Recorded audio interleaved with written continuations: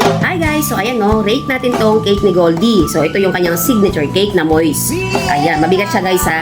At mura lang siya, pangmasa. Yung taste ang titikman natin. Kasi trending to ni Goldilocks no. Hindi to sponsor guys ha. Yan, cake ng anak ko to kasi hindi ako nakapag-bake. So ayan, bilang baker, tikman natin. Para sa akin, masyado siya matamis. Kung ikaw hindi mahilig sa masyado matamis na cake, hindi mo masyadong mabibet to. Pero overall sa mga pangmasa siya. Kasi bukod sa mura na, masarap naman siya, masarap siya. Itong may icing tikman natin. Pero hindi ko siya kayang tagalan kainin. Ayan na, yung may icing sa gilid na chocolate ganache yung ginamit. Matamis talaga guys. Hindi ko siya kayang tagalan kainin.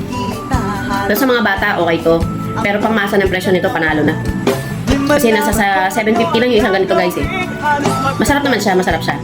Hindi ko lang siya masyadong kasi masyadong matamis. Pero kung niles pa ng konting sweet to, okay na okay, panalo lalo.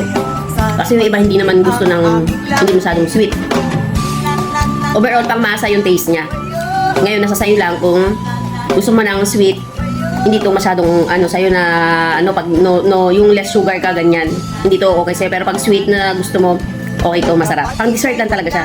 Kasi kapag nasobrang ka ng kain, maumay ka. So ayan, ganun lang yung tikim lang. Hindi kasi ako nakapag-bake ng cake ng anak ko. Pero good siya. Okay, panalo, winner. Murang-mura pa. Yan, kape tayo guys. Bagay sa kape, black coffee. Eh may cream yung kape natin. So, yung tamis nito, wala ka na malasahan kasi sobrang sweet nito. Pero okay siya, panalo ka na dito. 750 lang.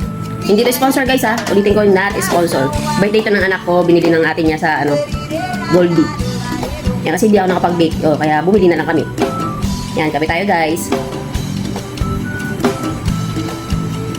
Bye! Thank you for watching!